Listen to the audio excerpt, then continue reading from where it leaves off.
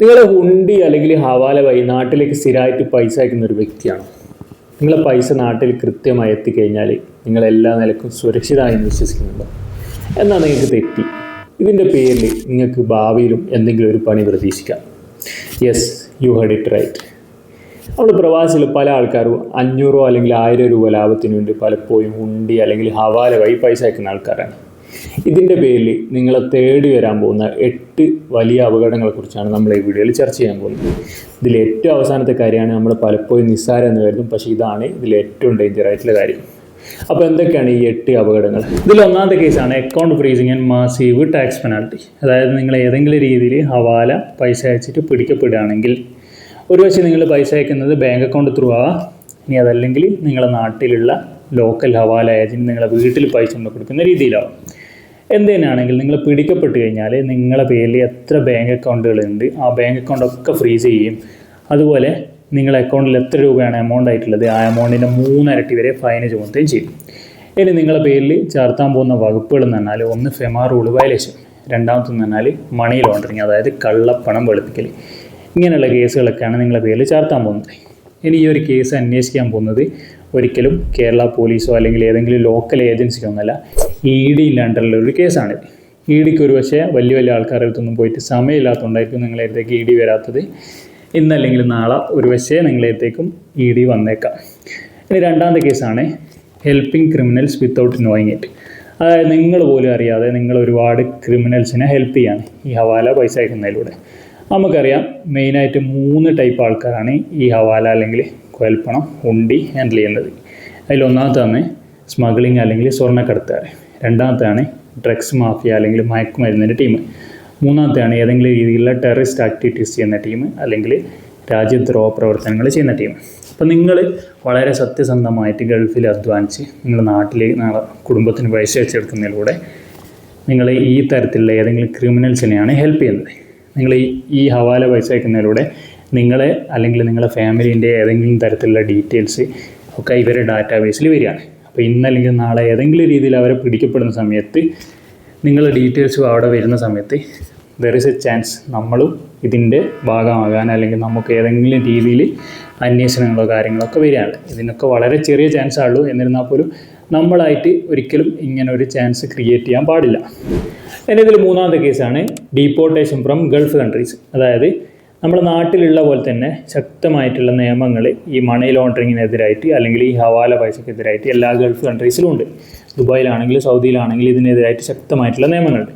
അപ്പോൾ നമ്മൾ ഏതെങ്കിലും തരത്തിൽ ഈ ഹവാല പൈസ അയക്കുന്ന സമയത്ത് ഏതെങ്കിലും CID മറ്റോ പിടിക്കപ്പെടുകയാണെങ്കിൽ നമ്മളെ ആ കൺട്രിയിൽ നിന്ന് എന്നേക്കുമായി ബാൻ ചെയ്യാനും അതുപോലെ തന്നെ നമ്മളെ ഡീപ്പോർട്ട് ചെയ്യാനൊക്കെയുള്ള ചാൻസ് ഉണ്ട്. നാലാമത്തെയാണ് chance of getting fake currency. നമുക്കറിയാം ഈ ഹവാല ഏജൻറ്റ് അല്ലെങ്കിൽ നാട്ടിൽ ഹുണ്ടി പൈസ വീട്ടിൽ കൊണ്ടുതരുന്ന സമയത്ത് നമുക്ക് ഒരു വകുപ്പില്ല ഇത് 100% കറക്റ്റ് ഒറിജിനൽ നോട്ട് തന്നെയാണോ എന്നുള്ളത് ചെക്ക് ചെയ്യാനുള്ളത്. 1,00,000 റുപ്യ കൊണ്ടുതരുന്ന സമയത്ത് ചിലപ്പോൾ 1-2 നോട്ട് അതിൽ കള്ള നോട്ട് ഉണ്ടാകും. ഇങ്ങനെ പല ആളുകൾക്കും കിട്ടാറുണ്ട്, സംഭവിക്കാറുണ്ട്. ഇനി അഞ്ചാമത്തെ കേസാണ് ചാൻസ് ഓഫ് റിജക്റ്റിംഗ് ലോണ് അല്ലെങ്കിൽ ക്രെഡിറ്റ് സ്കോർ കുറയാനുള്ള ചാൻസ്. നമുക്കറിയാം ഈ ഹുണ്ടി വഴി പൈസ അയക്കുന്ന ഒരാൾ ഭാവിയിൽ എന്തെങ്കിലും ഒരു ആവശ്യത്തിന് ഒരു എമർജൻസിക്ക് ഒരു ലോണിന് ബാങ്കിൽ പോവുകയാണെങ്കിൽ അവർക്ക് എനിക്ക് ഇത്ര ഇൻകം ഉണ്ട് അല്ലെങ്കിൽ എനിക്ക് ഇത്ര വരുമാനം ഉണ്ട് എന്ന് തെളിയിക്കാൻ അവരുടെ അടുത്ത് ഒരു രേഖയില്ല. അപ്പോൾ അവർക്ക് പ്രത്യേകിച്ച് ക്രെഡിറ്റ് സ്കോർ അല്ലെങ്കിൽ സിബിൽ സ്കോർ ഒന്നും ഉണ്ടാവില്ല, ഒരു ഇൻകം പ്രൂഫൊന്നും ഉണ്ടാവില്ല. അപ്പോൾ അവർക്ക് ഒരു ലോണോ കാര്യങ്ങളൊന്നും കിട്ടാനൊരു ചാൻസ് ഇല്ല. കാരണം അവർ സ്ഥിരമായിട്ട് ഹുണ്ടി വഴിയാണ് പൈസ അയക്കുന്നത്. അവരെ ബാങ്ക് അക്കൗണ്ടിൽ ഒരു ട്രാൻസാക്ഷനോ അല്ലെങ്കിൽ ഇത്ര സാലറി കിട്ടുന്നുണ്ട് ഇത്ര ഇൻകം കിട്ടുന്നുണ്ടെന്നുള്ള കാണിക്കാൻ യാതൊരുവിധ രേഖകളുമില്ല. ഇനി ഇതിൽ ആറാമത്തെ കാര്യമാണ് no legal proof for your savings. അതായത് നിങ്ങൾ സ്ഥിരമായിട്ട് ഹവാല വഴി പൈസ അയക്കുന്ന ഒരു വ്യക്തിയാണ്. അപ്പോൾ നിങ്ങൾ നാട്ടിലൊരു വലിയ വീട് വെച്ചിട്ടുണ്ടാവും, ഒരു വലിയ വണ്ടി വാങ്ങിയിട്ടുണ്ടാവും, 1-2 പ്രോപ്പർട്ടി വാങ്ങിയിട്ടുണ്ടാവും. അങ്ങനെ പെട്ടെന്ന് ഒരു സുപ്രഭാതത്തിലേക്കും നിങ്ങൾക്ക് ഒരു ഇൻകം ടാക്സ് നോട്ടീസ് വരിക, നിങ്ങളെ ഇൻകത്തിൻ്റെ പ്രൂഫ് കാണിക്കാൻ വേണ്ടിയിട്ട്. ആ ഒരു സമയത്ത് നിങ്ങൾക്ക് ഒരു രേഖയും നിങ്ങൾക്ക് കാണിക്കാനുണ്ടാവില്ല. നിങ്ങൾ ഗൾഫിൽ കിടന്ന് കഷ്ടപ്പെട്ട് ഉണ്ടാക്കിയ പൈസ കൊണ്ടാണ് ഇതൊക്കെ വാങ്ങിയതെന്ന് പ്രൂവ് ചെയ്യാൻ നിങ്ങൾക്ക് യാതൊരുവിധ രേഖ ഉണ്ടാവില്ല. അതേ സമയത്ത് നിങ്ങൾ NRI അക്കൗണ്ട് വഴിയാണ് നിങ്ങൾ ഈ പൈസ ഒക്കെ അയച്ചതെങ്കിൽ നിങ്ങൾക്ക് സിമ്പിളായിട്ട് നിങ്ങളെ സ്റ്റേറ്റ്മെൻറ്റ് കാണിച്ചു കൊടുത്തു കഴിഞ്ഞാൽ ആ പ്രശ്നം അവിടെ തീർന്നു. നിങ്ങളൊരു NRI ആണ്, അപ്പോൾ നിങ്ങൾക്ക് യാതൊരു ടാക്സും കാര്യങ്ങളൊന്നും നടക്കണ്ട. പക്ഷേ അതേ സ്ഥാനത്ത് നിങ്ങൾ ഈ ഒരു കേസിലേക്ക് നിങ്ങൾ പെടുകയാണെങ്കിൽ ഒരു പക്ഷേ നിങ്ങൾക്ക് വലിയൊരു ടാക്സ് അടക്കേണ്ടി വരും, അല്ലെങ്കിൽ നിങ്ങൾ ഏതെങ്കിലും വസ്തുവൊക്കെ കണ്ടു കെട്ടേണ്ട അവസ്ഥ വരെ വരാം. ഇനി ഏഴാമത്തെ കാര്യമാണ് loss of NRI benefit, government benefit അല്ലെങ്കിൽ സ്കീംസ്.